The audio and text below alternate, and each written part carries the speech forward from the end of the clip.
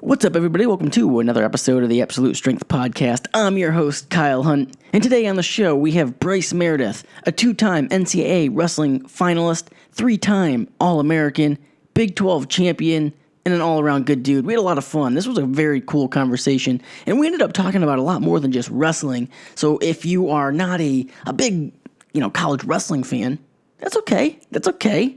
We talk about more than that, but if you are a wrestling fan, this is a pretty unique conversation because we dig into a lot of stuff, talk about weight cutting, talk about mindset, talking about the benefits, and this is something I don't think gets talked about enough, the benefits of playing a solo sport. Now, wrestling is a team sport. It definitely is. It's definitely a team sport. However, there's a huge individual aspect because when you walk out on the mat, it's just you and the other guy. And I think when we're kids, team sports are talked about in a glowing light for things like teamwork and being able to work together and getting along with people. And yes, and those are very important life skills that transfer to pretty much anything you do in life. Especially as an adult, you got to be able to get along with your coworkers, work together as a team. Like team building and teamwork is great. However, there is something different you get from any individual sport. I mean, the only individual sport I played was wrestling. So, and we talked about that specifically in this podcast. But I just think there's something else you get from going out on that mat and wrestling one-on-one with somebody. It's something you learn. And there's a ton of other benefits. We talked about a lot of cool stuff. The humbleness you get from, and you realize how tough some people are. Like, being in the gym culture, I sometimes laugh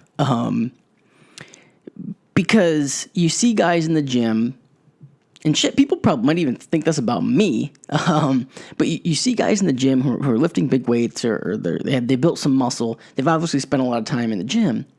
And they almost have this false sense of security about themselves. It's like false sense of superiority in a way. They think because they're big and strong that means if shit went down, they got into a scrap, they'd be okay just because they're big and strong or whatever. But you never know who's on that other side. You never really know. And I think sometimes if you've never been put in a certain situation, never been humbled, you never have to realize that, shit, there's some tough guys out there that you would never expect. Guys that are a lot smaller than you, lighter than you, but they know wrestling, or even if they know martial arts, know jiu-jitsu or something, that your size is not going to matter in that situation. It's just not. We talk about that a little bit too. This was fun. This was a cool conversation. Bryce is an awesome dude, and he has a bright future in the sport of wrestling, but also, and this is something we'll get into at the end, and I think is applicable to almost anybody listening, but we live in an interesting time. It's 2018. You can realistically make a career doing almost anything you want to do. Almost anything. In 10, 15, 20 years ago, that was just not possible.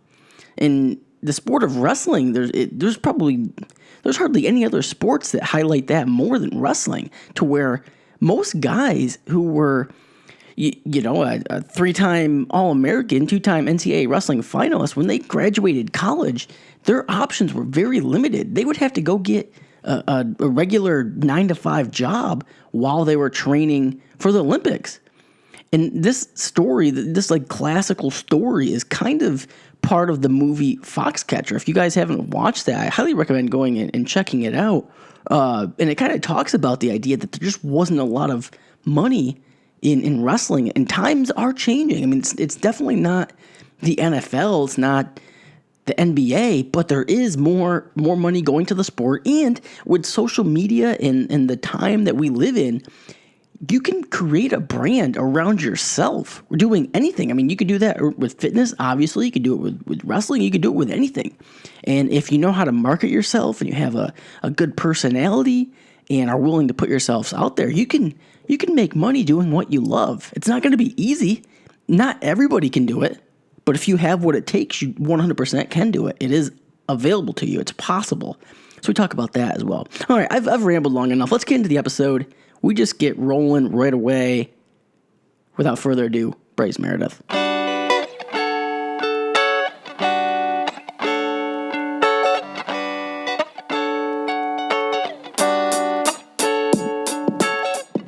Well, thanks for doing this, man. This is fun. Yeah, of course. I've really gotten into podcasts just recently, actually. So it's kind of cool that like this is starting to happen, and like I'm getting invited onto podcasts, and so it's cool. It's cool. What podcast do you like? I've been really into Jordan Peterson, man. Yeah. Like I think what he talks about and the way he talks about things, like of course some people think he's like a little controversial at times, but I think he's a genius, and the way he like can articulate certain things is, man, he's fun to watch. Did you listen to him he was on Rogan, and I know he's been on Jocko's podcast too, those two guys. Yeah. I watched I didn't watch the one where he's on Jocko's, but I've watched Jocko and everything like that. So yeah. So they're I mean, the coolest part about Peterson is like how he talks about like life sucks and it's not meaningful, but like you can find meaning in it. Yeah, and, like, yeah. What are you gonna do to like find purpose in a meaningless life almost, And it's like it's so true because I love looking at it that way, just like in a very like real, you know what I mean, very like realistic point of view. Oh, 100%. I actually want to pick up his new book. I just haven't yet. I know, me either. I don't read very much, you know what I mean? So it's like his podcasts are like really, really like fun to watch because he kind of talks about similar stuff. I've heard people that have read the books. So it's like that, but I don't actually have to sit down and read a book. Yeah, well, honestly, that's like one of the reasons I got into podcasting was just because it was like a cool way to kind of be entertained, but also get information at the same time. And then I wanted to create my own, really just honestly for like a selfish reason, just to have conversations with people who I wanted to talk to. Like it's a strength and conditioning podcast, like it's a fitness podcast. Yeah. But loosely, you know what I mean? Like for the most part, I just bring on people who I want to have conversations about, and whatever we talk about, it's fair game. You know what I mean? Yeah, that's right. Yeah, and that's why podcasts are so fun because like you don't have an agenda. Conversations get going crazy, and like I think that's how you really learn. Like if you just bring in and just tell somebody to tell what's your workout plan, it's kind of like, all right, like everybody's done that, everybody's talked about that. We want to like know something different about this guy because exactly, so cool about it. Well, another thing too, and especially in the fitness realm of podcasts, it seems like for the most part, a lot of them are all the same, kind of for what you just said, because they're pretty boring. It's like you bring a guy on, they all recycle the same people too. It's like the same fucking fitness people, whatever, and they talk about the same shit on each one. For sure. I mean, I guess I haven't really listened to too many fitness podcasts, but I got into like not even like bodybuilding, but like kind of like physique modeling there. Like I had a friend that got really into it in like my junior year or my sophomore year of high school. I got into it a little bit. So of course I watched like tons of interviews and stuff about that. And it does get like, it does get a little repetitive at times. So it's fun that like podcasts can kind of break that mold. Yeah. Well, shit, dude, we'll just get rolling. We'll just get rolling here. Yeah. So Bryce, man, so let's give the listeners a little bit of background on you. Just to kick it off. All right, yeah. So I'm from Cheyenne, Wyoming originally. All right, Wyoming is a state. A lot of people always joke about that, but no, it is a state. I grew up there for about my entire life, and I'm been wrestling since I was about 6 years old. So it's been my life really. Mm-hmm. It's I really dedicated myself to it, wrestling 10 months of the year from 6 on, and a lot of people outside of the wrestling world don't really understand that kind of dedication to a sport that, like, in wrestling, you really do grind for a long time of your life. And it's hard to be a 7-year-old kid wrestling all the time. But so I did that. I was real successful as a young kid. I started off very successful. So I think that's kind of why I fell in love with it. I won my first tournament I was ever in. Just to stop you right there. This is a good story. So you say you won your first tournament ever. Yeah. So me at 6 years old, you'll never guess, the first tournament I ever go to, my first match, actually it was my second match, but it was actually in the loser side of the bracket. So I go my first tournament ever at 6 years old, lose to this kid that he ends up becoming like a 2-time state champion, go into the losers bracket. So my second match in my life, guess who it's against? Kyle Dake. Dake? Yeah. Dang, that is cool, man. Yeah, because I'm from upstate New York. Yeah, so we're both like 6, wrestle each other in the losers bracket of this tournament. My second match ever. So yeah, my first tournament did not go as well as yours. Well, it sounded like his wasn't going very well. No, his didn't go very good either. He beat me though, so I was done.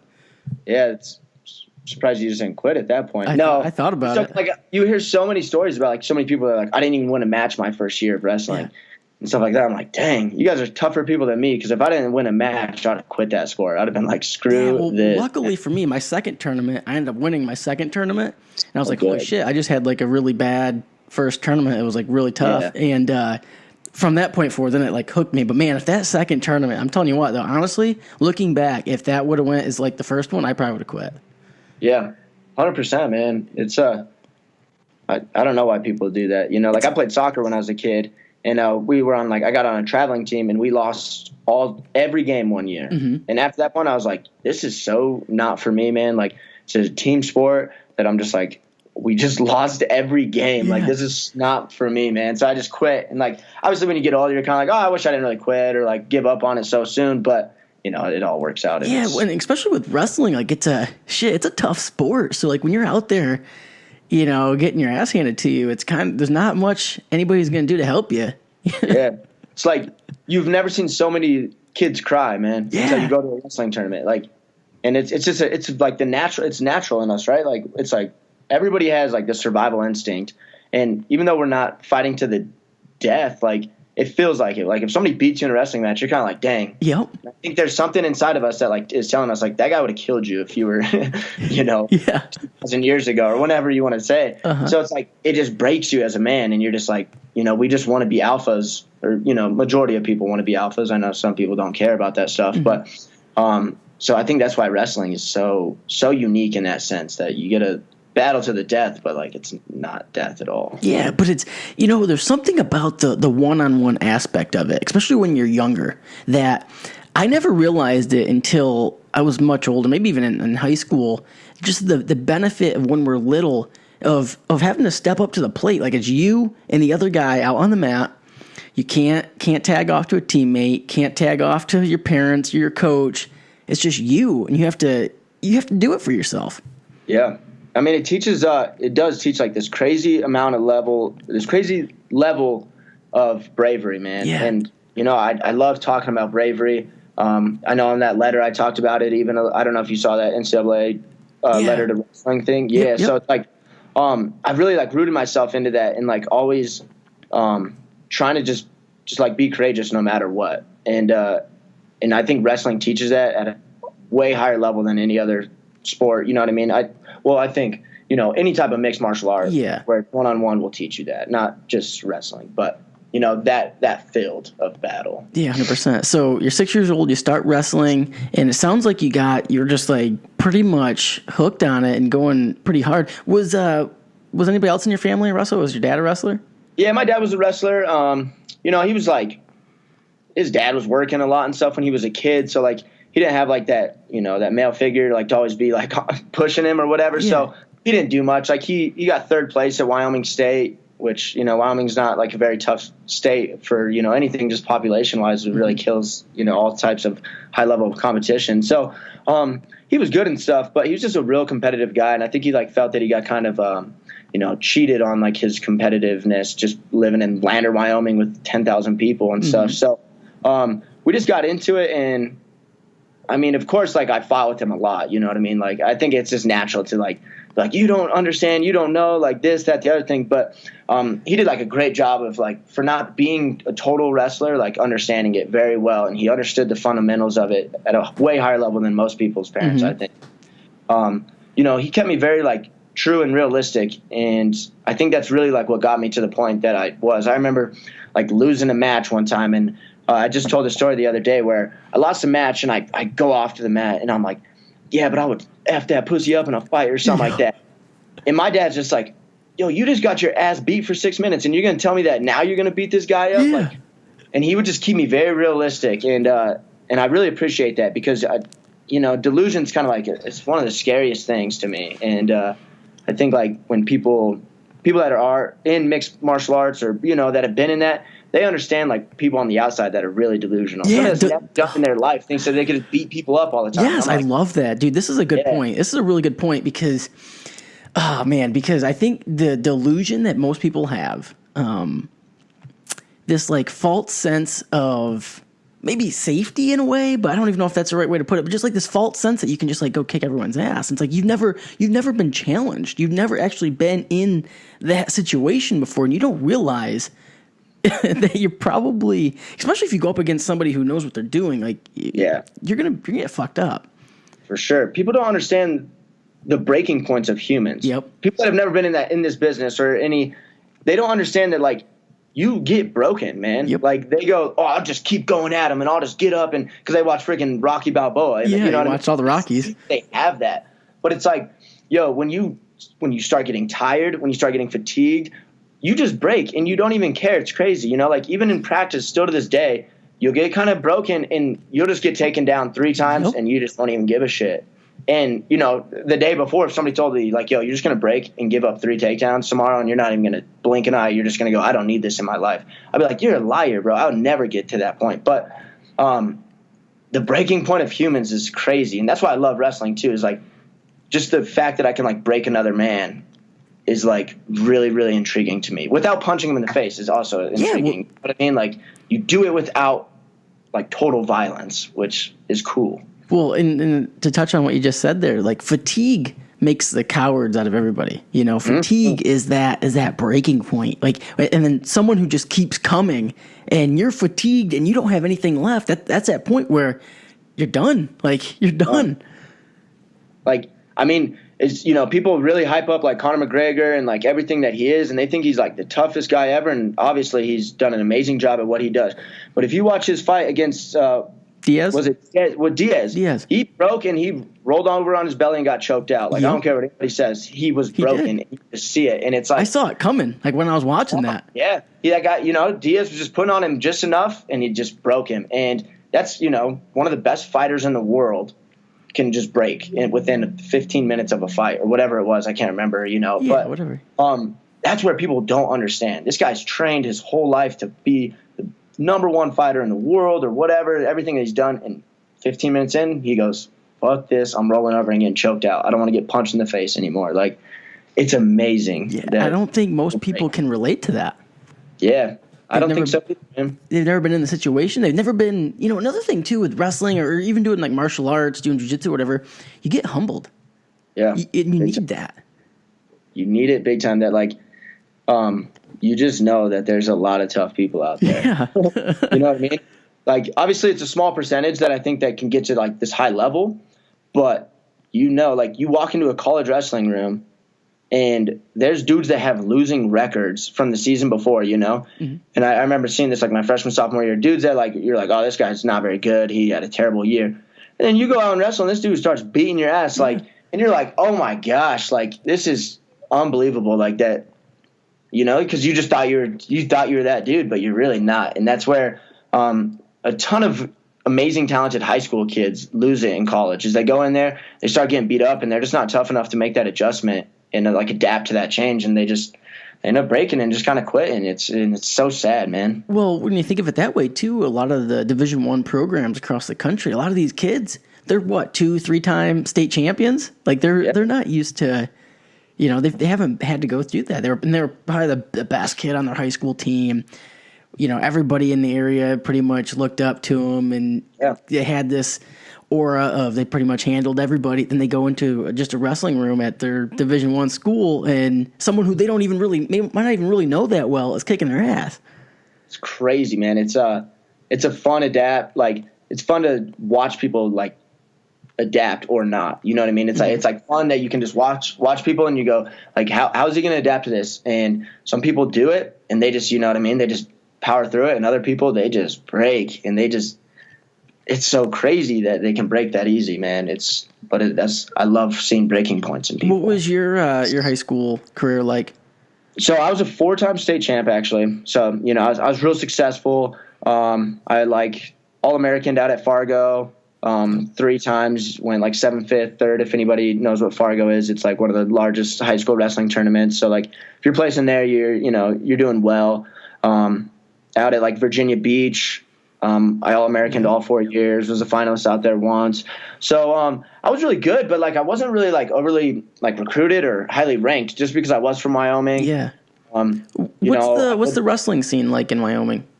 It's actually pretty good for the state of Wyoming, like compared to all the other sports. Like wrestling, we have people that come out, as wrestlers and do well and stuff. But I mean, man, our state has 500,000 people. Like that's it in the entire state. So it's the odds of somebody coming out of there is, kind of nuts. Like I can only name a couple people that have like really made it to like the league in something, or like literally in Cheyenne, Wyoming, there's Brandon Nimmo who plays for the New York Mets. He was from Cheyenne, and James Johnson who plays for the Miami Heat, and he's from Cheyenne. And then like me, and I got like a friend that just won the NFR in rodeo, and that's about it, man. I really, there's not too many other people, and I know them all personally. Like it's kind of funny that like that's how small of a state. Do you know Josh Allen? Yeah. So Josh Allen, of course, I mean, we're not like best buds or anything like that, but like, we've chatted a handful of times. It's just crazy that he's maybe going to go first pick, man. Like, very talented. He's, like his potential is through the roof, and that's what people are seeing. So it's kind of crazy to see that like he might be like a first round first pick. Yeah, he'll probably be definitely a first round. Might be the first overall pick. Yeah, that's what I mean. So yeah, it's wild. Good for him. Like, I've only been around. It's only been 2 years, since we've been in school together. So it's mostly just been, kind of whatever talk. Yeah. He's a real nice kid. I really hope the best for him. Sometimes you see people and they could really rub you the wrong way, and you're kind of like, deep down, you're just like, man, I kind of don't want him to do this. Yeah, we've all been there. Yeah, but like for sure with that guy, I hope the best for him, and he's got a high ceiling. So you weren't heavily recruited out of high school. You ended up going to NC State, right? What was the decision there? Man, so the recruiting process is way more stressful than anybody ever thinks, man. Like everybody thinks it's so cool and it's so much fun and this that, but you're literally a 17-year-old kid. And these guys are coming at you that are way more like knowledgeable on the business aspect of everything, and they're putting pressure on you, all this kind of stuff, and it's really stressful. And in my recruiting process, like Wyoming kind of thought they were just going to have me, you know what I mean? They just thought they'd just stay in the state and whatever. But NC State put it on me, and they did a very good job. Raleigh was like #1 place in the country to live or something at the time, and it was just like, I always wanted to get out of Wyoming anyway. Of course. I'm sure that's probably pretty big at like your high school, Yeah, like, and that was like the thing. Maybe I think I got caught up because, everybody was like, oh, Bryce is so good at wrestling. He's so this. And if he goes to Wyoming, then it kind of like almost like minimizes who I was. Yeah, I can feel that. It's sad that I allowed people to do that, you know what I mean? So I was like, I got to make it out. Like, I got to go out to Raleighwood, man. Like, I got to do it. And so I went out there, and it was great, man. I have nothing bad to say about that program or anybody out there. It was really fun.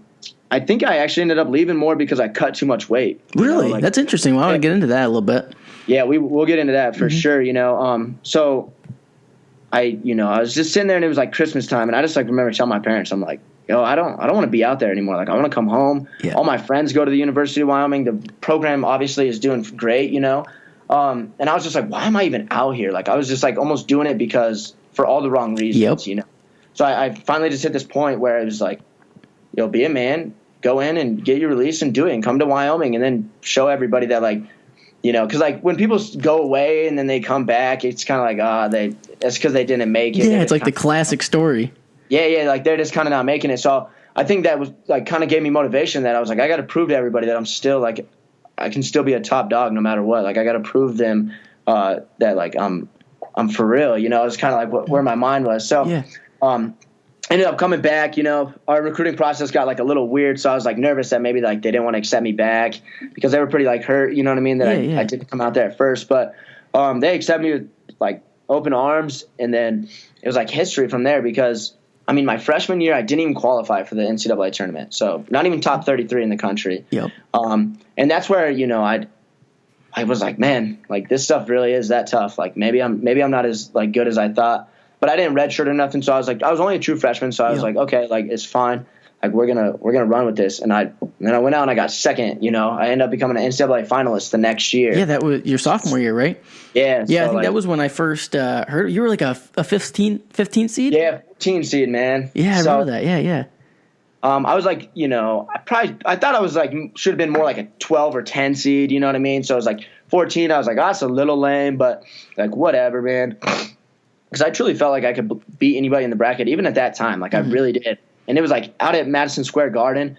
And I just like had this feeling come over me where I was like, yo, this window is going to shut so much faster than you think. Yeah. Like, don't just use this first trip as like, oh, let's just go see what the NCAA tournament's all about. Like, go out there and like, this is your tournament, and like, you're gonna make it yours. And from this moment on, like we're gonna change our lives. You know what I mean? Yeah. And it's like, it's corny, man, but like, I really thought that. And then I just went out there and everything went as planned accordingly. Like, it was crazy. I was wrestling good.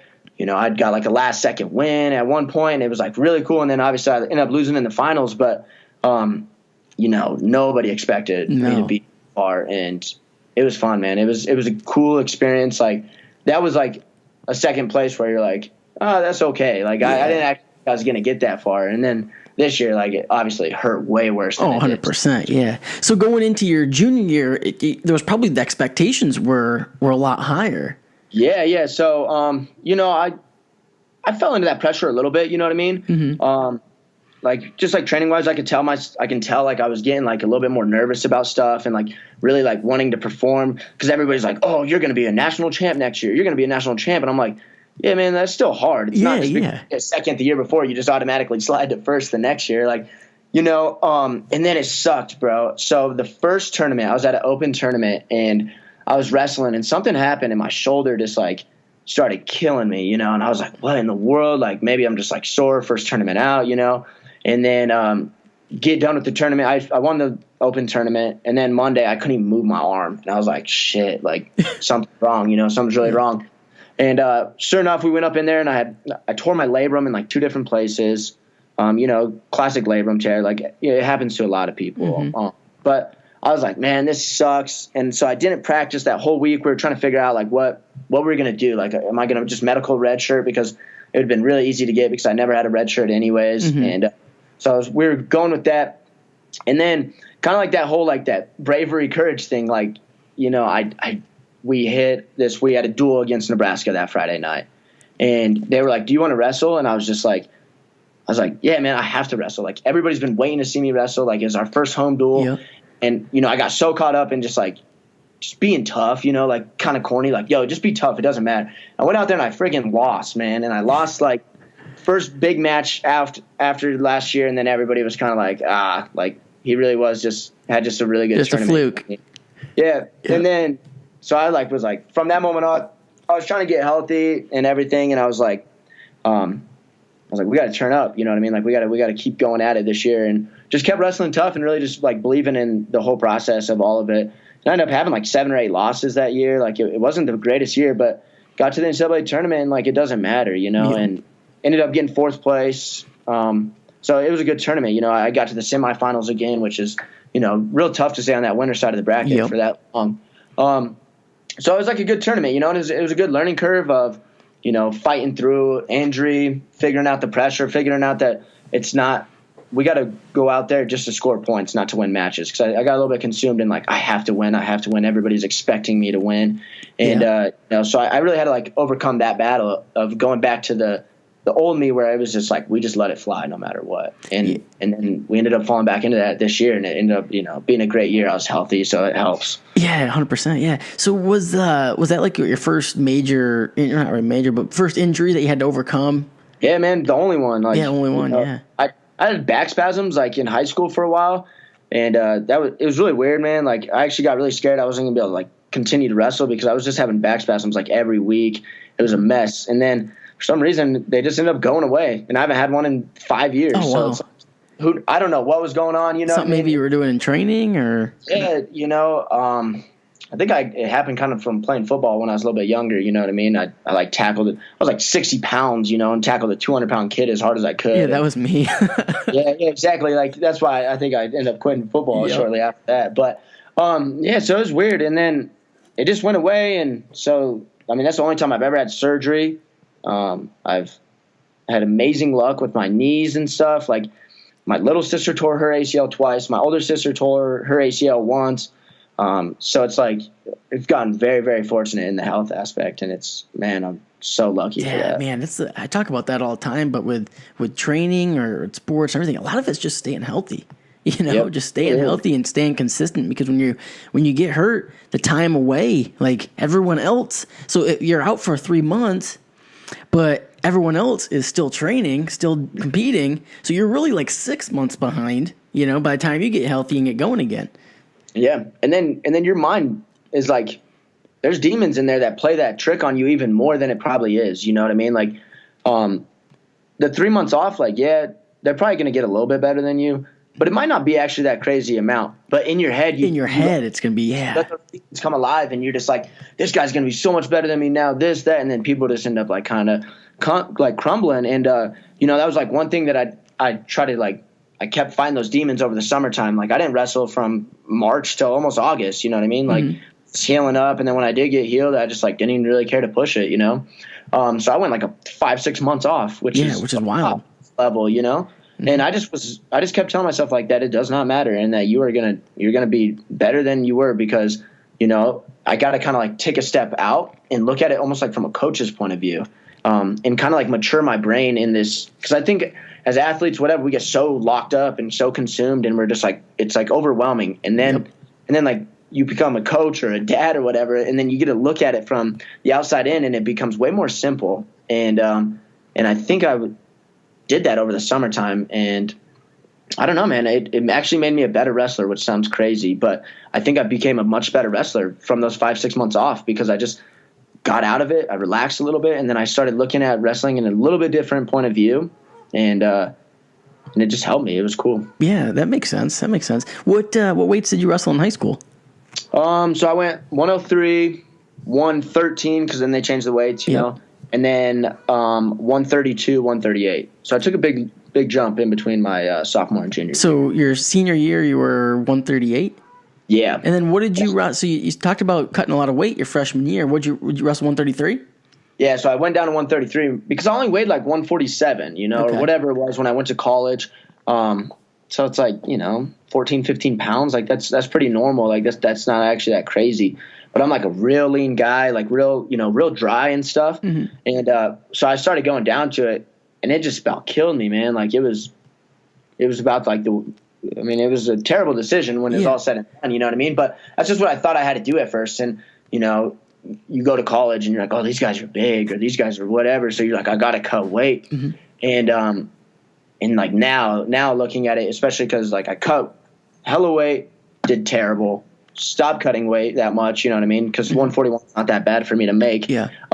Success was, right there, like all the time. And it was crazy that like, and I try to tell so many little kids, so many people that like cutting weight is not the key, because it takes the fun out of wrestling. Mm-hmm. And when the fun gets sucked out of something, it's very hard to become passionate about anything. And obviously it's not like wrestling or anything's just fun all the time. Like people get really fooled where they just believe that they're just going to have fun all the time. Yeah.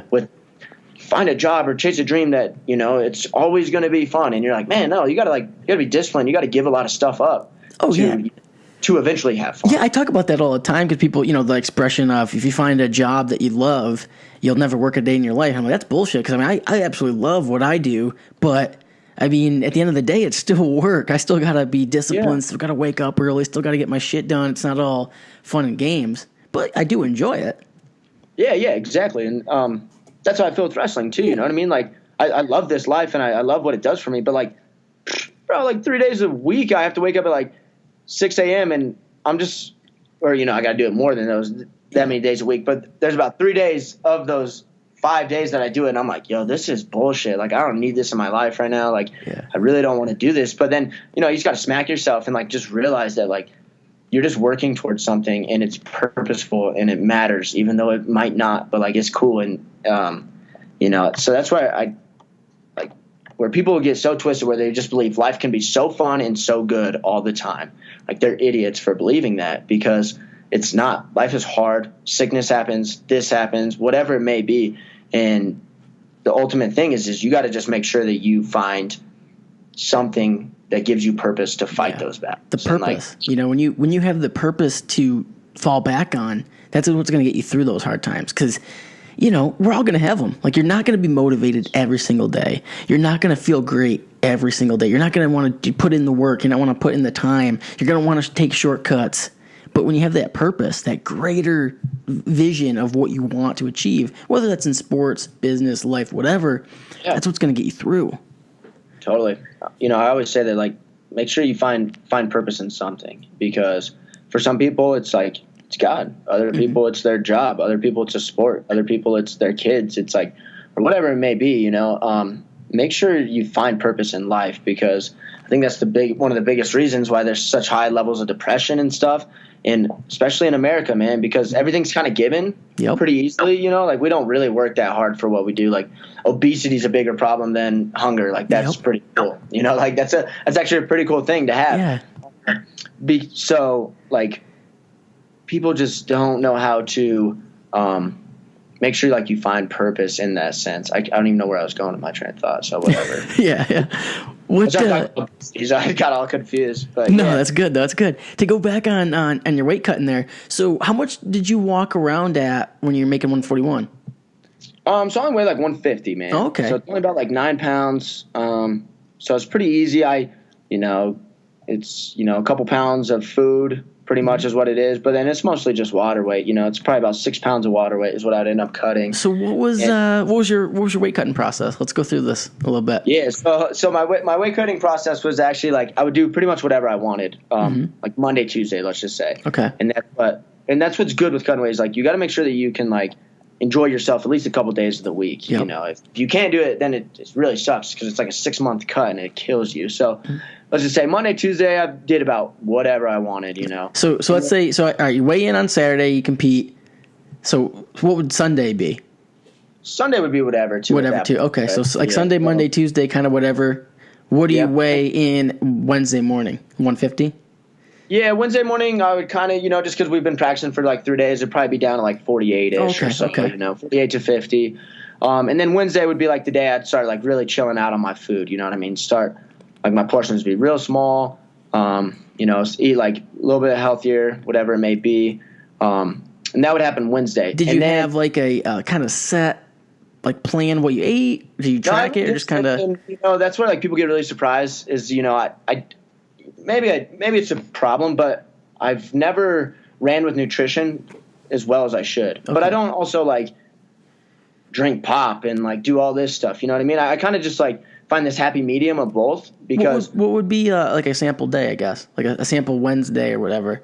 Yeah. So like Wednesday, honestly, I'd probably wake up. I mean, I love just eating like hard boiled eggs. You know what I mean? Mm-hmm. So let's just say I have some hard boiled eggs, either that or like a little bowl of oatmeal. Okay. And that's kind of that. With coffee, like I love coffee, so like there's always coffee in the mix. And then like lunch, I would normally just eat like a sandwich, either from Jimmy John's or I just make myself like a turkey sandwich or something. Nothing too crazy.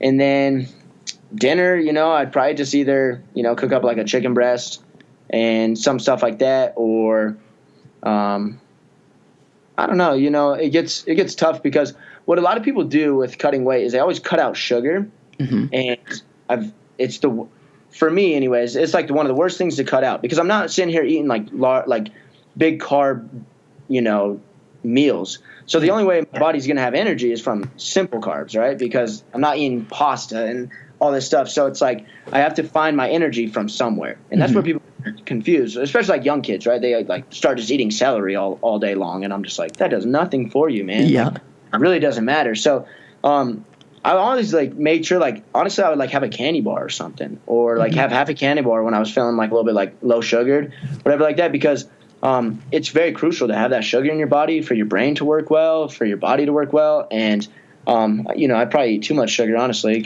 but it helped me out a lot. And so what I would do is like before practice I'd just have a cup of coffee with a little bit of creamer in it, get a little caffeine, get a little sugar, and like get you going for gets kind of warmed up, gets your body warm. Like, and like, that's kind of like the stuff I would do is I'd eat a little bit healthy, but then I'd make sure I like have some sugar or something. Well, another thing too is, especially in like the week of a weigh-in, something like a candy bar or something. Yeah, it's actually kind of beneficial in a way because it's not a lot of volume of food, but it's energy dense. So there's a lot of calories and carbohydrates in it, some sugar in it. So it's not like it's a lot of volume weight wise, but you're still getting the nutrients that you need to train. Yeah, exactly. I mean, and that's where people get like cutting weight and dieting different. You know what I mean? Because those are two different things. Yeah, way different. You know, like everybody's always like, oh, especially like my mom or whoever it is, like, teach me how to cut 10 pounds. You know, how do you lose 10 pounds? I'm like, this is completely different stuff. You know what I mean? Like, I'm literally cutting water out of my body is the majority of what I'm doing. And the rest you just kind of try to like maintain, not be like, you know, fat and bloated almost. Yeah. But the majority of it is just you're cutting water, you're cutting weight, because instantly when you get done, your body jumps right back up to 150. So you're obviously not dieting, you know, you're just cutting weight for the 2 days that matters. So you Sunday, Monday, Tuesday, normal. Wednesday, you kind of limit food a little bit. What do you do with water on Wednesday? You start loading it or anything like that? Or yeah, you know, I've done both. You know, I've water loaded. I started on Wednesday and like Tuesday, Wednesday, start doing like the water load. You know, try to get a gallon in me or whatever it may be. And like there's good success in that. I really do like it, but it's kind of it's hard. It's hard to like drink a gallon a day. It's scary seeing your weight jump up as much as it does. You got to trust the process. Yeah, you really do got to trust it. And like, so, I kind of got to the point where it was just easier not doing it, you know, because I hated honestly, I don't like doing it because my sleep cycle gets messed up because I have to wake up like 4 times in the middle of the night. Yeah. So it's like, I think there's a lot of benefits and it really works for people, but I started realizing that I think my sleep was more important than the little bit of water that I'm loading up on myself. So I kind of stopped doing that. So like Wednesday, it kind of just depends on, I guess, how my Tuesday would go with it. But sometimes I would just stay hard on the water, and other times I'd be like, okay, we need to start sucking back sooner than later, you know. And then Thursday, Friday, you know, you're cutting weight at that point. Like you're not eating very much. You obviously have meals or like replacement bars or whatever, but they're very, very small and then not very much water, man. Yeah, so Thursday and Friday, what would like just a sample day be like what you eat and how much water?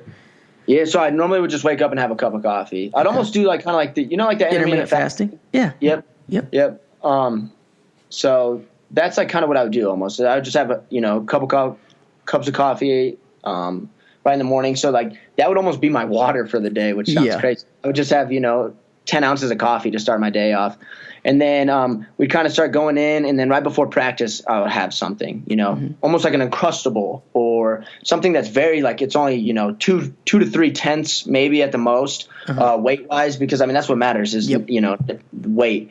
So like something very small like that, but just to keep it going. And then after our workout or whatever it may be, I'd always try to put something in my body, even if it's something really, really small or something like that. And then you do that. And then I'd always end the night with a bath, and I'd lose about a pound and a half in the bath.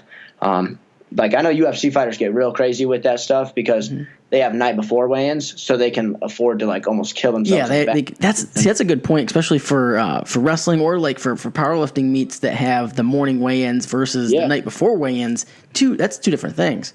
Absolutely, man. Like the Olympic committee actually just changed it for the Olympics wrestling too, that it's now 2 hours before weigh-ins rather than night before weigh-ins. So it's like you're going to see a lot of weight changes and a lot of people changing because like it's different, man. You can't cut that much weight, and if you do, you're just going to be a piece of shit and not wrestle well. Yeah, so. I like the 2 hour weigh-ins. Me too. Myself, yeah. I think it does a good job at cutting weight is going out. It really is, man. Like a lot of people. Look at like the 80s and 90s when people were just cutting crazy amounts of weight of wrestling all the time. And now I don't really know anybody that cuts heavy weight. I really don't. That it's almost like everybody kind of does like a 10-pound cut is all. Yeah, that's about it. Of course, like, they get fat, you know what I mean? And they can say that they're cutting from 165, but it's not. Their true weight is actually like 150, whatever it is, and they're cutting 10 pounds. So. Well, there's what's the weight certification process like? I don't know. You know how it is. Similar to high school, or yeah, it's real similar. You got to pass the hydration test. They do a body fat test, and then you have to, be at a certain weight that you follow a descent plan. So it's only like a pound and a half per week or whatever. It's like 2% of your body weight or something. I don't know what it actually is, but so it's something like that. But just like anything, right? Like you cut weight to certify. I was going to say, well, that's kind of the problem, right? So you kind of cut weight. You just got to make sure you're semi-hydrated. Yeah. So you just like cut a lot of weight, and then you just like, try to throw a little bit of water in you right before to try to pass hydration. And I mean, I haven't really had to do this much because I'm not cutting that much, so certification is really easy for me. But some people will like literally slam like half a pot of coffee and it'll like run through them, and then they pee way more hydrated than they actually are for that like first pee. So I don't know. There's a bunch of little tricks that I don't totally know because I could pretty much just walk into certification because I'm only 10 pounds over. Mm-hmm. And if you do that, 7 weeks before season, then it's like, you're good to go. Yeah, your descent is perfect. So, but yeah, it's it's just something that they have to try to do, right? Like they have to try to regulate it in some sense, but I don't think it's actually all that. Yeah, well, there's I think weight cutting in general, especially you see it in the UFC. Like, man, it sucks because shit. Like, you're losing these fights like right at the last minute. What was Khabib there? That one fight, he couldn't make weight, and I don't know, but I just don't know what the solution would really be. Yeah, I mean, they need to figure that out though for sure, because like these people pulling out of fights because they're not making weight is like, that's so like not cool to me, man. Like, just like being a wrestler, always doing this stuff. I've never missed weight in my entire life. Like I would, it's so annoying to watch that these people go and train for a long time, and they spend a lot of money on their training camps and doing all this stuff, and then somebody's just like, I didn't make weight, and you're just like, oh, that's bullshit, man. Like it's so unfair. So they need to figure something out. Like people just got to start cutting less weight, I guess. You know what I mean? But I know how it is. Like, I just don't know how what be the solution to the weight cutting. I don't know, because you gotta have hard weight classes. It's just. Fuck, I don't know. I think maybe could they? But then I was gonna say maybe you could implement like a shorter weigh-in period. But then with MMA specifically, I think you'd have problems with like concussions with dehydration. I think that's something that's been brought up. I've never even heard that. That's actually a good point. Yeah, but I mean, you could do something like that, or like do like I've always thought like maybe like a 2 weigh-ins, right? Like that they would have to weigh in the 2 days before at a certain weight, and then the day before at a certain weight. That's kind of like a wrestling thing. Like you weigh in the morning and then weigh in, you get a couple pounds. If you weigh in like 2 or 3 times, you're not trying to like you can't be cutting 25, 30 pounds doing that. So it's like maybe something like that, and then still have the day of so they can get their water back in their brain. yeah, because I think that would probably be the issue if you had to weigh in too close to the fight because you don't have the water in the brain. So I want to get into your strength and conditioning work a little bit. How serious did you take your training, and when did you get really into strength and conditioning stuff? Yeah, so I mean, it was always very serious. You know what I mean? Mm-hmm. Like I even as a kid, like I ran a lot. My dad like really loved running. Like I was literally like running like 5Ks when I was like 7 years old. Oh wow. Yeah. Stuff like that. So, not like nothing crazy. Like it wasn't like he was like, we're going to be really fast. Like we would go run, run, yeah. And I was just like, I was a pretty natural, pretty natural running stride and stuff. Like I think I could have been pretty successful in like track or cross country if I want to pursue that. But, so there was always that. And then the wrestling, you always did push-ups and sit-ups and gut busters and all this as like young kids, you know what I mean? And not a lot of kids are doing that, or like doing pull-ups and all that. So like there was always this like this groundwork laid, as a young kid, before you actually start really lifting weights. You know what I mean? It's like you want to start doing that too soon. You hear all the studies about that. So, but I remember like even I think probably like around 12, honestly, I remember I started like doing some bench press, some dips, you know what I mean, and like some leg curls or something, and some arm. That's about all I would do. You know what I mean? Just like get a pump almost. Yep. And I think that was like pretty good, like laying more groundwork before like the actual lifting. And then once I got up into like junior high, when I finally got old enough, I started lifting hard for a little bit, but you know how it is when you're a kid, you kind of just like cycle in and out of lifting and whatever. And then my sophomore year of high school, I actually got suspended for 10 days during wrestling season because I was messing around in science class and accidentally like lit this girl's hair on fire. Oh shit. Sounds like crazy, you know what I mean? But it was like very minimal. Like it just singed a little bit of her hair. You got after the Bunsen burner a little bit. Yeah. So like it was like they made it a huge deal. You know what I mean? The school did, obviously, because it sounds terrible, but it really wasn't that bad of a deal. Like me and the girl were like real good friends. Like she wasn't even mad about it or whatever. But so I got suspended for 10 days and I wasn't allowed to be like in the wrestling room or anything like that. And so I was just like, well, we better just start lifting weights. And I started lifting really hard. And then from that moment on, like me and one of my buddies, or one of this guy that I wasn't totally friends with at the time, but like, because he was like in, bodybuilding and physique modeling and all that stuff.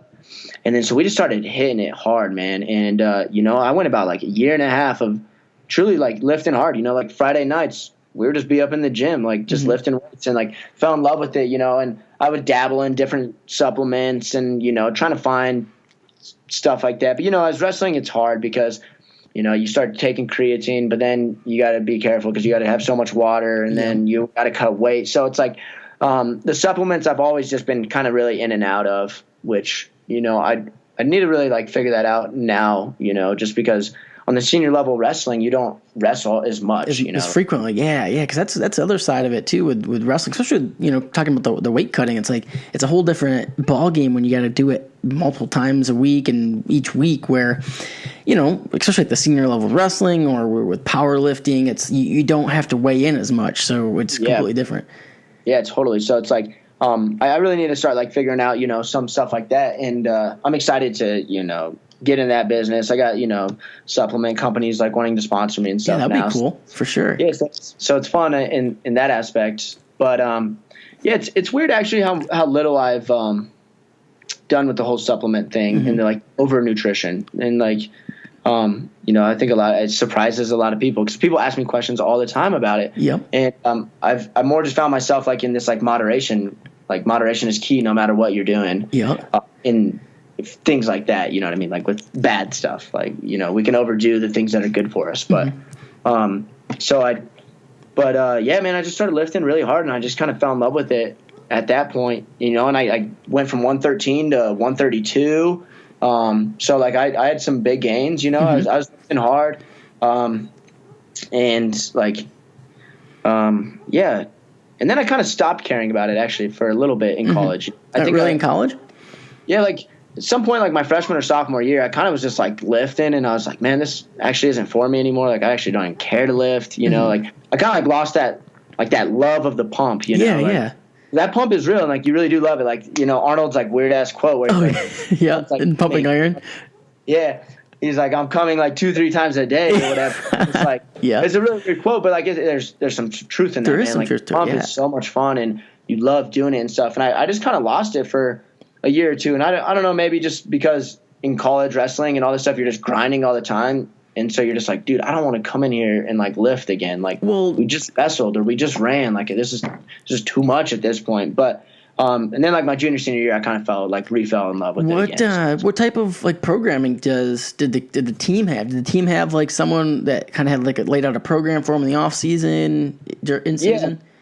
Yeah, so when I was in high school, actually, I lifted more like a bodybuilder or like a physique model, like where I'd like just go 1 or 2 body parts a day and kill them and do all that stuff. But then when you get into college, they're like super into like their Olympic lifting and like all that kind of stuff, like full body almost all the time. Like obviously, like one day favors the legs more than the other days, but which I personally don't like lifting like that as much, and maybe that's why I kind of fell out of love with it. You kind of like the bro workouts, not the strength and conditioning workouts. Yeah, exactly. Like I like doing the beach body workouts, and I actually believe they work very well. Like, and I think you get really strong doing that way. So, but I mean, of course, it's good for you to go in and hit cleans and hit squats and do all that kind of stuff. That some people love doing that stuff, but I actually don't overly care to do that stuff. I like doing like killing my chest and killing my legs, and then going doing in like box workouts or like speed workouts with feet and stuff. So that's kind of maybe where I found my disconnect actually, but I understand why we're doing it and the purpose of it. So it's and now it's like it's fun because I get a little bit of a mixture of both because I kind of get to do my own workout plan. So I'll favor Olympic lifts one day, powerlifting kind of stuff, and then the other day is more like, beach bod workouts, or just like really killing only my legs, or only killing shoulders or whatever, because I think that's the best way to grow. Because like power Olympic bodybuilders, or like Olympic lifters, they don't look as good as bodybuilders, right? Their body doesn't, and I understand it's all like functional, functional compared to that, but like when you're grinding, you want to see some type of transformation, I think. But that's what, for me, there's also the mental aspect of it too. And, and this is real. I can't remember what strength coach it was talking about.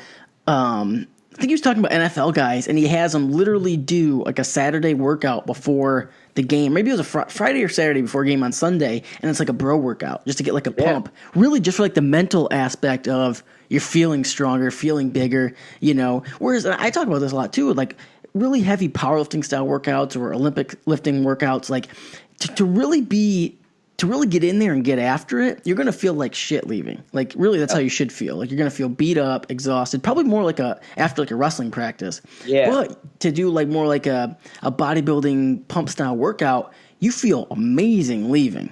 Mm-hmm. Yeah, no, that's a good point, man. And that's why I think I'm starting to get into it, is the balance of both. Yeah, and so you kind of do want to balance both a little bit. Yeah, because I think I got a little bit caught up in just like the all Olympic lifting style, and I was like, man, this sounds boring. Like, like I don't squat very much. Like my lower body's not very strong in that sense, Mm-hmm. And so it's like I don't like putting this little bit of weight on and squatting and feeling heavy as heck. Yeah. Like that's good for my confidence. Like, let's lay down on a bench and let me bench 275 real quick. Like that makes me good. Makes you feel good. Exactly. Yeah. And so I guess I just got to find the balance of both. And I think everybody should, if your lifting program or whatever you're doing really, really becomes not fun, and you really like, this is such a job, you got to change something. Man. Yep. Change it, because you're just going to end up quitting. That's such a big point.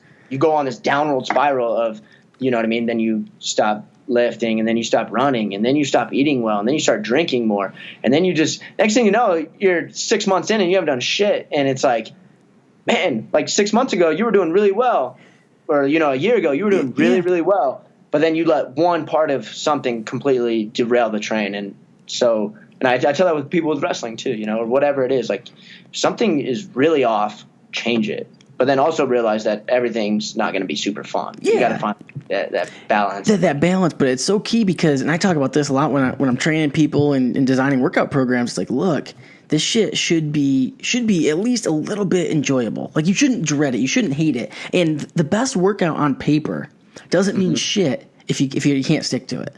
So I'd rather put something on paper that, hey, you know what? Maybe it's not the quote unquote most optimal program for whatever. But it's something that you're going to enjoy better and you can stick to for the long term and make progress on. Totally. I think that's a great point. So many people trying to find this perfect workout, perfect amount of reps, all this stuff. And it's more or less like obviously that stuff's good, and you should try to find better programs and better nutrition and all this stuff. But ultimately, just doing something is the main thing, is just going out and doing something. It doesn't have to be perfect. Like, when I was in high school, my lifting and stuff probably wasn't even perfect, but I was doing it, and it helps you mentally. It helped me physically. I got bigger. You just, so it was 100% more than doing nothing. Yeah. You just got to make sure you're doing something. And that's the end goal, bro, is just do something. And I guess that kind of leads me into my next thing, right? Where I think some people follow reps too much. Yep. Like do 4 sets of 8 and that's all you're going to do, which is, obviously have an idea or a goal or whatever. But if you're on 7 or 8 and you have 4 more reps in you, go get those 4, man. Like, it's not every day that you get to put yourself in like that painful growing position, because like you're just going to like lift all day or whatever. Mm-hmm. So when you're there and if you have more, do it. You know what I mean? Or if you lay down and you can only get 6, that's fine too. Like, you know what I mean? Just do, like, I don't know. I think people like follow a little bit too closely. People go through the motions. Yeah. Sometimes, like, some days you'll lay down there and you're like, dude, I got 12 up in me. I got to get this. And then some days you'll feel like shit, you know what I mean? And, like, you might not have that in you, but it's okay. Like, just listen to your body in that aspect a little bit too. And using, like, a little bit of auto-regulation, you know what I mean, in the programming, to where it's like, hey, you know what? Some days you're going to feel good. Those are the days you can push it. Some days you're not going to feel as good. Hey, just do what you can. Yeah. And it's like, but also those days that you do feel like shit, make sure you still go do it. Yeah, you still got to go do it. Yeah. You still got to go do it. So I think so many people are just like, oh, I don't feel very good today. I'm just going to take today off. I'm just going to do this. And it's like, those are the days you got to fight through, man. Those are the days that you're going to grow the most, actually. How much did you train, like lifting-wise, during the season?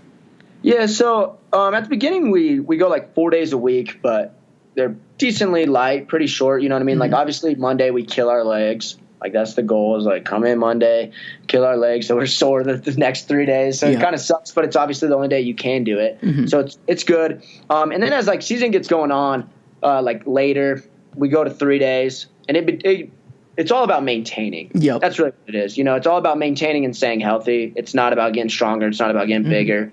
Because like, you know, I get done with season, like best shape of my life. I go and do, you know, 6 sets of 5 on squat, not even heavy. And I was sore for like 3 or 4 days, like the buckling knee sore, you know what I mean? Walking, your knees just like are buckling and you're like, what in the world? But that's just because, you know, those last couple months you're not killing your legs in that way. It's you know, I think like when you're in high school or whatever, if you're younger, you can lift a little bit more, obviously. But in college, like the competition's so tough every weekend that it's hard to push it. What like in your practices, was there any type of like calisthenics involved, or really just focused on technique shit and wrestling?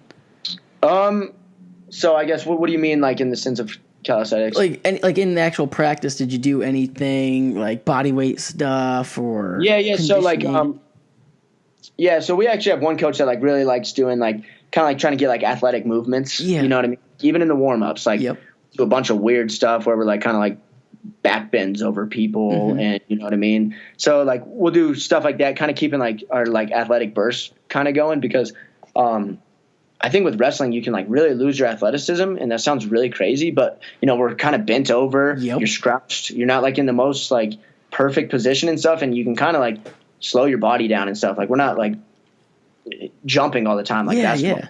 You know, so you got to do things like try to keep your athleticism going.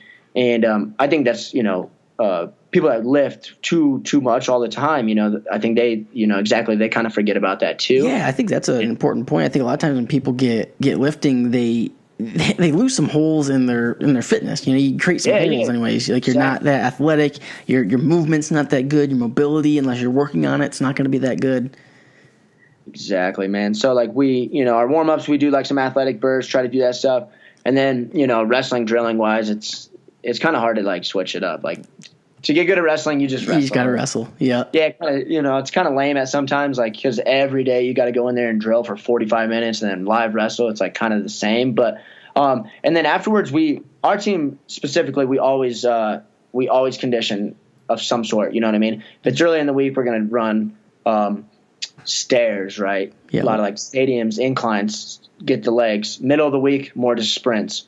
Get, you know, like more sprints, like bear crawls, all sorts of lame stuff, you know, shit you hate, but it's obviously good for you. And then at the end of the week, we always end practice with just footwork drills. So, you know what I mean? Like ollies and, you know, 2 in, 2 out, all that kind of stuff. Just trying to keep, you know, yourself athletic in a sense, because athleticism is key in everything, I think. 100%. So what you got going on now that your career's over here in your college career? What do you got planned after school? So I guess like the easiest way to put it is like professional wrestling. Like you know, like there's not a pro wrestling, but what the next goal is to like go win a world championship and the Olympics, and depending on which year, of course.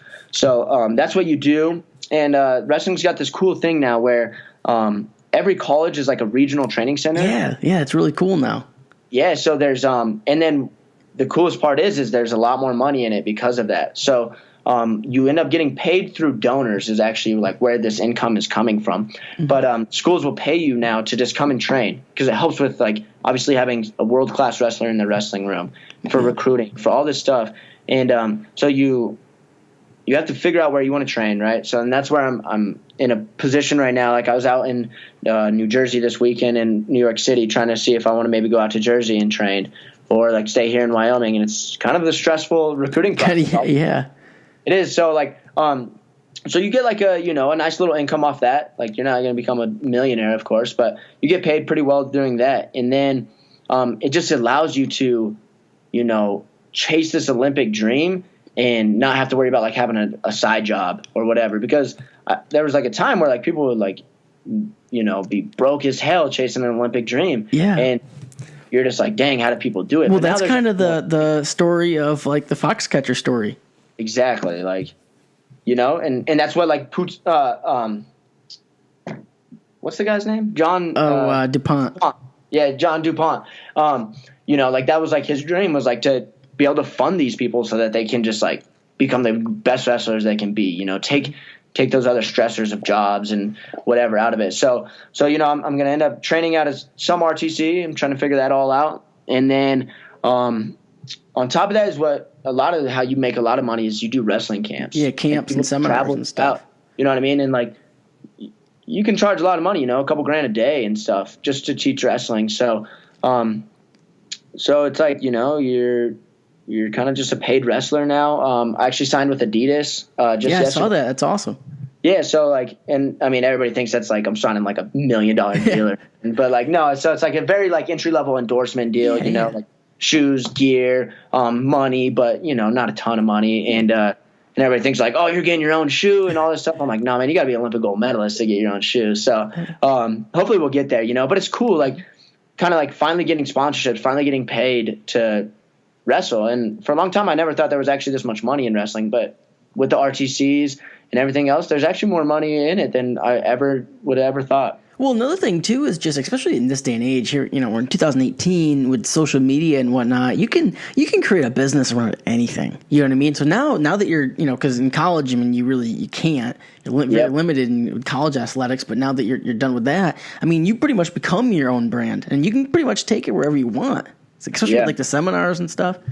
Yeah, and that's where I've gotten like really fortunate that like I did a pretty good job at like self-branding myself, Yeah. I did the blonde hair and like I did like the Money Meredith thing this year and like so I've gotten really like fortunate in that self-branding aspect, and I mean that's why I'm signing with Adidas. There's a ton of wrestlers that are exactly on my level that are not going to sign with Adidas just because they're not as marketable, their personality's not as loud or whatever. So now it's like you said, like you got to just kind of try to figure out where you're going to go with all that like that self-branding, you know what I mean? Even on top of just like getting these kind of deals or whatever. So, I mean, that's kind of like the next move, like getting into public speaking or your own podcast or whatever it is, when I got over 30,000 followers on Instagram right now, like I have a platform and I got to make sure I use it. Yeah, you got to take advantage of it. And a lot of this shit, it's fun. Like, do a podcast or,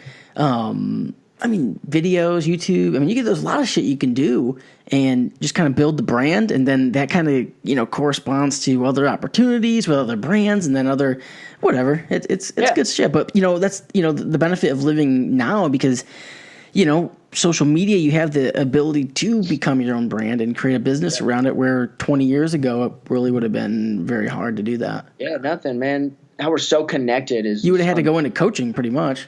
yeah, that's about the only, thing that you could do. And then it's hard to coach and train. A lot of people do it, but they normally do that a couple years after they wrestle, at least a little bit. So they get to the point where they're like willing to manage all that. But like me right now, like that'd be overwhelming to try to be training for the Olympics and just now getting into coaching and stuff, so I'm glad that we don't have to jump into that right away. Yeah. And, and it's cool. And you talk about it, man. It's like an opportunity, man. It grows exponentially. It truly does. Like, everybody jokes about like, white privilege or like how the rich get richer and stuff like that. And it's true, man, because in the sense, like you put yourself in this position, right? I'm good at wrestling. That's what I'm good at. Now I'm on a podcast, right? Like this door would not have opened if you're not good at wrestling. Yep. And you're doing this, and then I'm doing that, and like your opportunities just start growing exponentially, and you almost get to the point where it's like too much. Yeah, it snowballs. Yeah, and it's crazy that you can get to the point where you start doing well, and it's just exponential, and everything's just crazy now. Where I'm like, I can't even deal with some of the stuff with school and everything. I'm like, I got to tell people no. I got to be like, hey, chill out with all this, And same thing with going downhill. It's just it's either a downhill spiral or an uphill spiral. So, that's why you got to try to put yourself in the position where opportunities will come, and then they just kind of become endless. And take advantage of them. That's the other thing. I think sometimes people, they take it for granted. And it's like, oh, I'm really good at wrestling, so that's all I have to do. I'm just gonna bank on that. A national finalist. You know what I mean? Like that's all I got to do. That's proves it right there. But then eventually, if you don't take advantage of the opportunities, they're gonna go away. Yep, it goes both ways. And you see that so much in wrestling because wrestling lacks personality. Yes, like it really does.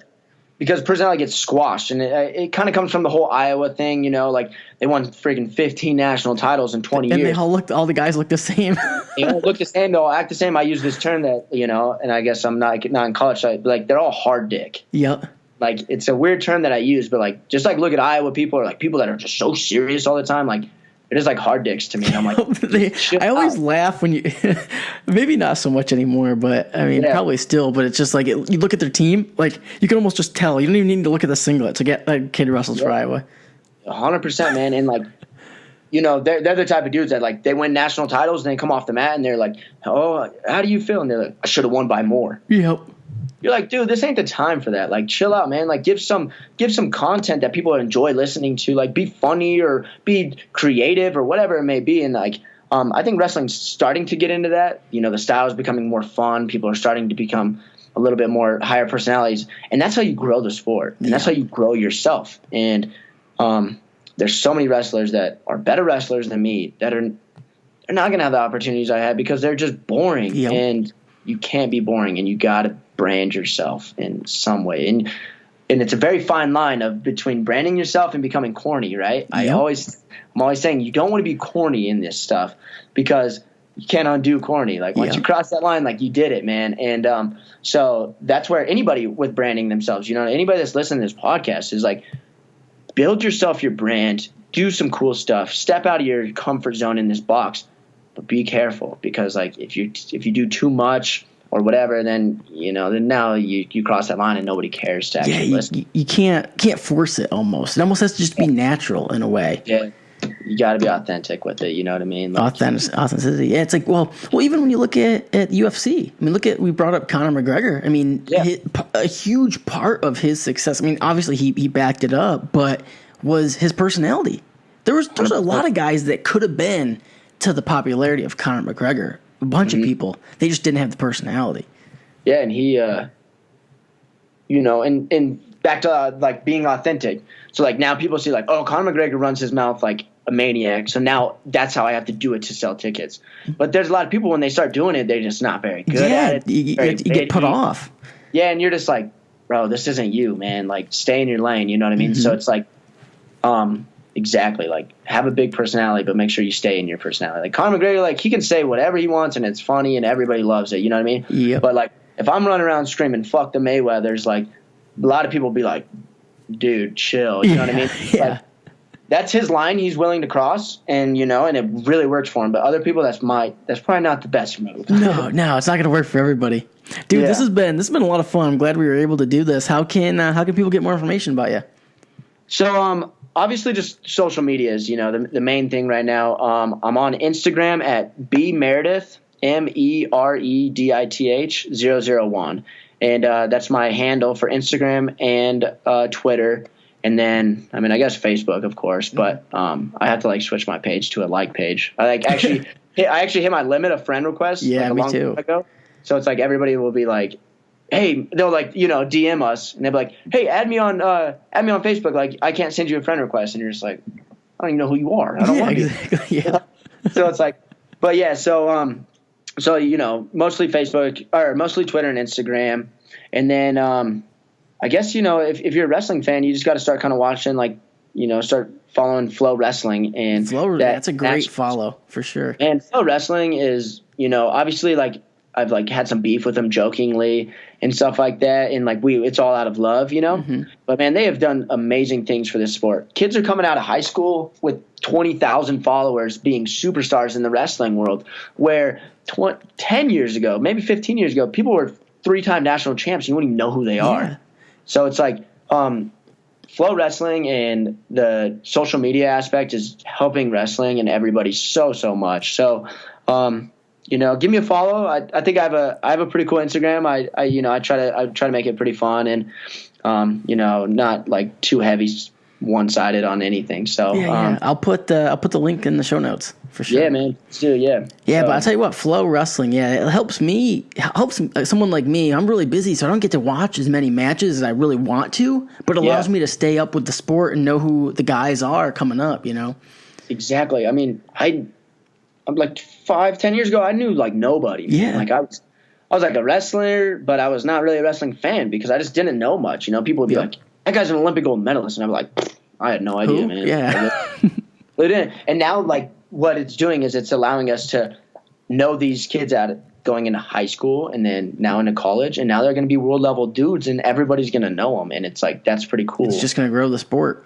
Yeah, it really is, man. And, social media is fun. It's such a cool outlet. It's obviously it's like become people's religion and, their Bible. And the problem with it, I read this thing that was like the reason why social media is so bad is because everybody used to pick up papers, right? Everybody would pick up books and do this stuff. Everybody always is consumed by something. But the thing about it is the paper ends. The book ends. Yes. The internet doesn't end. And that's where you get on Twitter and you're scrolling for 35 minutes and you're like, I didn't just lifelessly scrolled through nothing for 30 minutes. Yeah. So it's like, social media and everything's great, but like put it down before 30 minutes hits. Yeah, well, that's actually a really good point. I never really heard it put that way. But yeah, like even you read a paper, you read a magazine, you read a book, it ends. There's a beginning, there's an end. The internet, social media, it's just like an endless stream of information. And I mean, I love it. But on the flip side, like shit, man, like I see people, it kind of overwhelms them throughout their day. And then they end up getting nothing done. And it's like, shit, you try to be more of a producer than just a consumer. Yeah, exactly. I do this thing and I like challenge people and they're always like joking. They're like, oh yeah, but that's because you have so many followers or whatever. But like this has nothing to do with it. I challenge people to turn off all social media notifications. Yes. Because every like your phone vibrates, every notification, every message, every whatever. And so like, I used to be just sitting there. You feel a little buzz. You look at it. Oh, you open it. You scroll for 5 minutes. And you do that 20 times in a day, it's like it's really dangerous. So I have all my notifications shut off.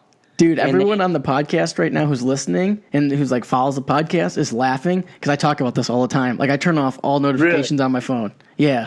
I talk about that all the time. Like I recommend everyone do it. Like it's a life changer.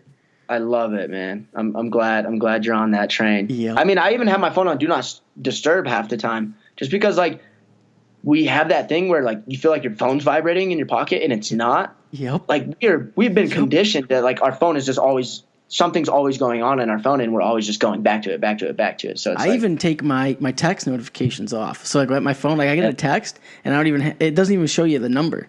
So I have to go and physically. That's why I'm kind of slow on texting some people, but it's like got to go in and physically look at it. It's cool, you know what I mean? Like we always like say like, oh, what if an emergency or whatever? How often does that actually happen, man? And like you still have a call. If it's an emergency, someone will call and it comes through. Yeah, exactly. So it's like I don't know. People are they're just on it all the time. And one of my biggest pet peeves actually is like on college campuses, I'll be sitting there talking to a kid or whatever in class. And like they'll just be like putting their headphones on like while we're talking and they're just like put their headphones on and I'm like, why don't you just talk to me in between class like while we're walking right now? Like take your damn headphones out, dude. Like the Weekend album is still gonna be there when we're done with it. Like we'll listen to it later. It's okay. Like I'm gonna listen to my music too, but like take your headphones out and talk to me. Like you're frustrating me and I just want to smack somebody in their face. I feel like we are losing a little bit of the face-to-face social element. I think we are. We have to be like. Honestly, and I think like the older generations exaggerate it way too much. Of course. Like, millennials and stuff, all they do is live on their phone. And then my grandma's sitting over there on her phone while she's posting about that on Facebook. I was gonna say, you're posting that shit on Facebook. Yeah, like it just makes no sense. But no, it's true, man. And I really challenge myself to be like a man, right? Like in every word of the man or whatever, you know what I mean? Very stand up, very honest, very this, and like I feel that like a lot of people are not like that anymore. They're just terrified to go talk to a girl. Yes. You know what I mean? Somebody walks up, they go, hey, rather than like stand up and shake my hand and say, what's up? You know what I mean? Or like, just the littlest things. And I have a friend that like, we're very much on the same page and we always are just bouncing off each other on this thing that like, like, look at homeboy over there. Like he won't even stand up and look at somebody, or he's just, somebody's like, hey, like we're at a team outing. Hey, will you guys go get some firewood so we can like keep burning this fire? And like, 5 people just like sit. Yeah, just try to like make themselves invisible. I'm like, bro, get your ass up and go pick up some wood. You know what I mean? Like it's so simple to be just a stand-up guy and be like respectful and like get people's approval. And it's so easy, but people just miss that. You know what I mean? One of the things I like to challenge myself to be in every situation, just try to be a leader. No matter where you are, just try to be a leader and do what a leader would do. A leader wouldn't just slouch down and make themselves invisible. They would, if in your situation, be, okay, I volunteer. I'll just do it. Like, don't even have to make a big scene of it. You just do it. Exactly. And it's like it's fun to be that kind of person too. Like because then you start noticing it more too, and like you're like I'm notice it in other people. Yeah, I'm gonna be a powerful leader, and then you just start looking at people. It's not that you're judging them, right? But you're just like. You're like, man, like you need to be better. Like you need to be better at like life almost. Like it sounds crazy, but like get up and help people. Do you ever realize, you ever think about like just like little things that just in day-to-day life, you see people who aren't trying to get better every day. Like it's a weird thing, but it's rare when you come across somebody who literally every day wants to get better. They want to get better at their sport. They want to get better physically, mentally, emotionally, want to progress in whatever they're doing. Like this, I don't know when this became so rare, but it definitely has. And it's like when you do find those people, you like fuck with them so heavy, man. Like you're just like, bro, I want to talk with you. I want to go do something with you. Like, man, like you're impressive to me because you are doing that. You know what I mean? And it's gotten to the point where it's like, there's only a handful of people in your life that are truly like that. Even on a wrestling team where you think that these people would be like pursuing something, the majority of people they're still not, man. Yeah. They're they're just going through the motions. They're doing it because they felt like they need to do it, right? Like that they were good enough wrestlers, so it's like that's just what they're supposed to do. Yeah. So when you find somebody that's like really purposeful and really like is just striving to be better, like you're saying, oh, it's so exciting, man. Yes. And it's like you can just talk for, you know what I mean, hours, like nothing. Like a lot of people know him, and Christian McCaffrey, I ended up hanging out with him like a month and a half ago, like, at his place in Denver, because one of my friends was his friends in high school. And, you always like, as you're like a little bit like nervous with people like that. You're like, man, I really hope they're cool. Or like, yeah. You don't want to be let down. And we sat up from, 10:30 to about 2 a.m., just all of us just chatting and talking about things. And that's awesome. And that you do that because you can like see that they're very purposeful and they really want to strive to be. I mean, he's like, he's really, really determined to be the best NFL football player he can be. And it's fun to see that in people. And like you said, man, it sucks that it's so rare. Yeah, it's like the Jim Rohn quote that you are the average of the 5 people you spend the most time with. Like, and part of that was part of that kind of when I really started to think about that in my life. I mean, I run my own business, so it's not like I'm interacting with a lot of people day to day. Yeah. Like that's one of the reasons why I wanted to start this podcast. It was like almost like my way to, okay, well maybe I can't physically be with all these people, but I can still connect with them, Yeah.